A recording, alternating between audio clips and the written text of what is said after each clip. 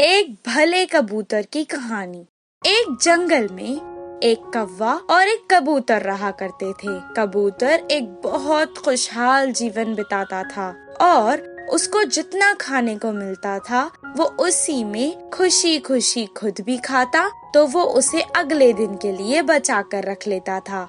जो कोई भी उससे मदद मांगता था वो उनकी मदद जरूर करता था। पर कौवा ऐसा बिल्कुल नहीं था। जितना अनाज उसे खाने को मिलता था वो उसे खुद ही खा लेता था। वो कभी अगले दिन के लिए कुछ बचा कर नहीं रखता था और वो सब जानवरों का मजाक उड़ाते रहता था। एक दिन अचानक तेज हवा और बारिश होने लगी। ऐसा लग रहा था कि तो कोई तूफान आया है। अम्मू, इस बारिश में मैं तो कैसे भी गुजारा कर लूंगी, लेकिन मेरे मासूम बच्चे इस सर्दी और बारिश में कांप रहे हैं। अब मैं क्या करूं? ऐसा लग रहा था कि कोई तूफान आया है। उस तूफान में कबूतर का घोंसला टूट गया। कबूतर रोने लगा। पास में ही उसे एक कौवे का घोंसला दिखाई दिया। कबूतर अपने बच्चों को लेकर कौवे से मदद मांगने उसके घर गया। दोस्त, कौवा बाहर आया और कहने लगा, हाँ, क्यों बुलाया मुझे? कबूतर ने कहा, दोस्त, इस बारिश में मेरा घोंसला पूरा टूट गया है। इस सर्दी और बारिश में मेरे बच्चे भीग रहे हैं। मुझे और मेरे बच्चों को घर में रहने के लिए आज रात जगह दो ना अपने घर में। तब कौवे ने जवाब दिया, मुझे और मेरे बच्चों को घर में रहने के लिए जगह बस नहीं हो रही है। अब तुम्हें कहाँ से जगह दें? जाओ किसी और से मदद मांगो। कौवे का जवाब सुनकर कबूतर अपने बच्चों को लेकर खरगोश के घर गया। खरगोश ने उसकी मदद की और उससे और उसके बच्चों को रहने के लिए जगह दी। सुबह जब बारिश रुक गई तो कबूतर ने नया घोंसला बनाया और जंगल के बाकी सभी सदस्यों ने उसकी मदद की। कबूतर ने अब की बार बहुत मजबूत घोंसला बनाया था। कबूतर अपने बच्चों के साथ इस नए घोंसले में खुशी खुशी रहने लगा। कुछ दिन बाद उसी तरह दोबारा तेज बारिश होने लगी। इस बार कौवे का घोंसला टूट गया था। बहुत देर तक लगातार बारिश होने लगी। कौवा अपने बच्चों को लेकर हर जानवर से मदद मांगने गया। किसी भी जानवर ने उसकी मदद नहीं की। अब हर जानवर को कौवे का स्वभाव पता था। निराश होकर कौवा अब कबूतर के घर गया। जैसे ही कबूतर ने कौवे के बच्चों को बाहर बारिश में भीगते देखा तो उसे उन पर दया आ गई। अయ్యో दोस्त, बारिश में क्यों भीग रहे हो? अंदर तो आओ अपने बच्चों को लेकर। कबूतर ने उन्हें अंदर आने दिया और खाने के लिए भी अनाज दिया। जैसे ही सुबह बारिश रुक गई, कौवे ने कबूतर का धन्यवाद किया और दोबारा अपना घोंसला बनाने लगा। कबूतर ने भी उसकी मदद की और जो उसने किया था उस पर पछताने लगा। उसने तुरंत कबूतर से क्षमा मांग ली। तब से कौवा हर एक जानवर के साथ अच्छा व्यवहार करने लगा। इस कहानी से हमें ये शिक्षा मिलती है कि बुरे वक्त में चाहे दोस्त हो या चाहे दुश्मन, सबकी सहायता करनी चाहिए। एक अच्छा तोता दोस्त। एक जंगल में नदी के किनारे एक बड़ा आम का पेड़ था। उस पेड़ के ऊपर तरह तरह के पक्षियाँ जी रहे थे।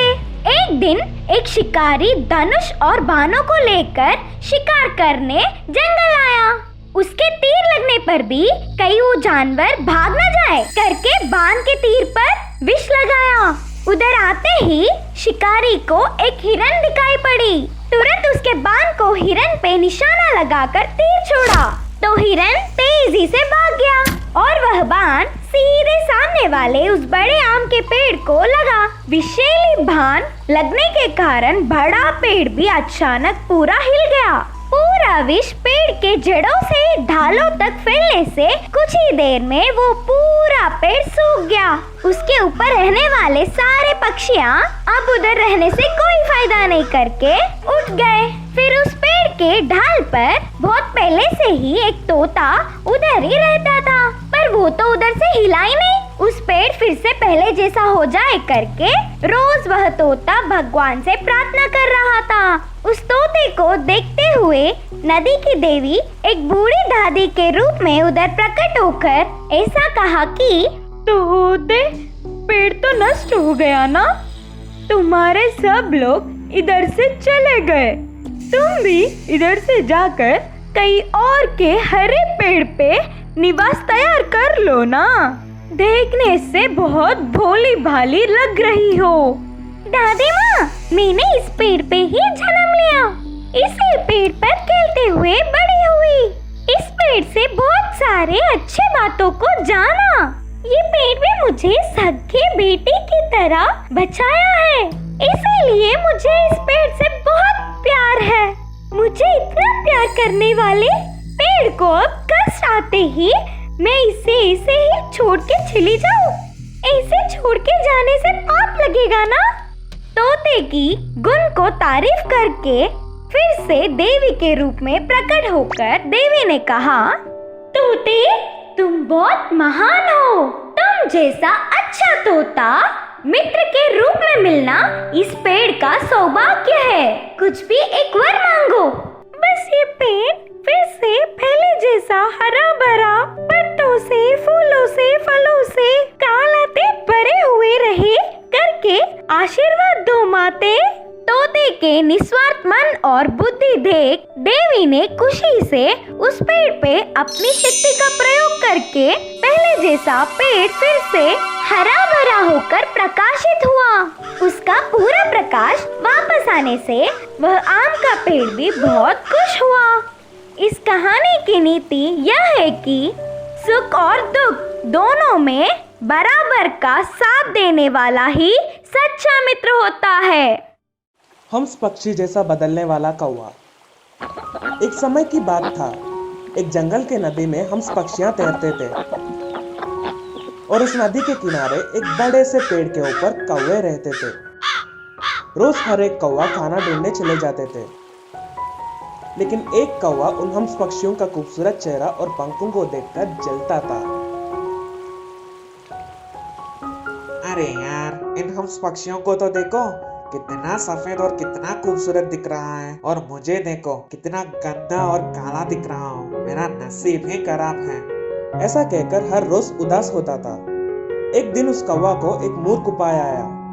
उन हंस पक्षियों की तरह छोटे छोटे पौधे खाकर और रोज पानी में तैरकर अच्छे से अपना पूरा जीवन बिताना चाहता था। ऐसा मूर्ख की तरह सोचा और उस मूर्ख सोच को अपनाते हुए रोज विचित्र प्रयत्न करता था। और ऐसे ही एक दिन सफेद रंग में डूबकर उठ गया और पूरा सफेद दिखने लगा। हवा में उड़ने की बजाय पानी में तैरना शुरू किया। उस कौवे की इस अवस्था को देखकर एक हंस पक्षी ने ऐसा पूछा, दोस्त, मैंने तुम्हें यहाँ कभी भी नहीं देखा। हाँ, मैं दूसरे शहर से इस नदी के पास आया हूँ।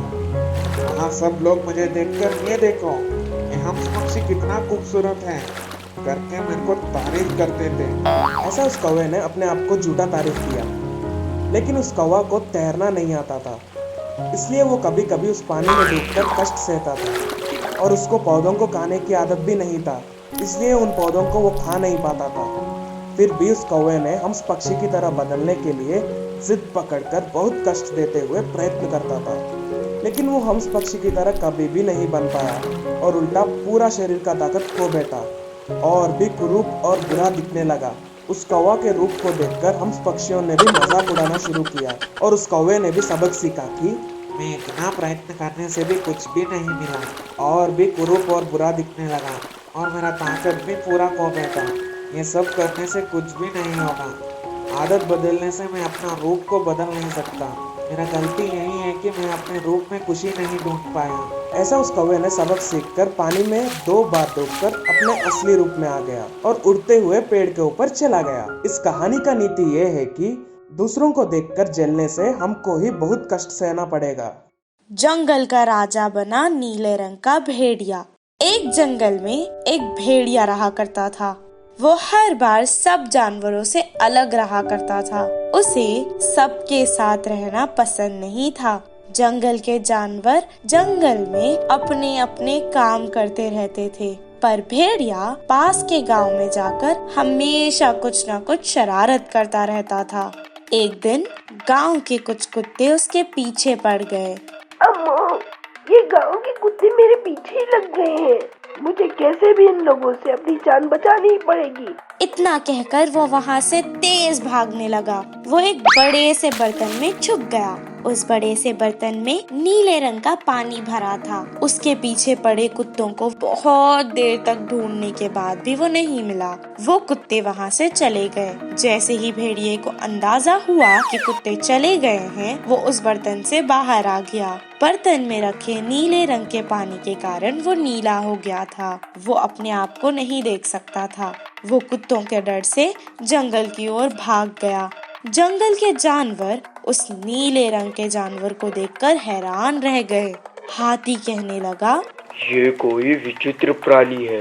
अगर वो प्राणी हमारी तरफ भागकर आया तो पता नहीं क्या होगा। भाग जाओ, सब लोग भाग जाओ। सब जानवर यहाँ वहाँ भागने लगे। गांव से भाग कर आने के बाद वो बहुत थक गया था और अपनी प्यास को बुझाने के लिए नदी किनारे आ गया। जैसे ही उसने पानी पीने के लिए नदी की ओर अपनी गर्दन झुकाई, उसने पानी में अपनी छवि देखी।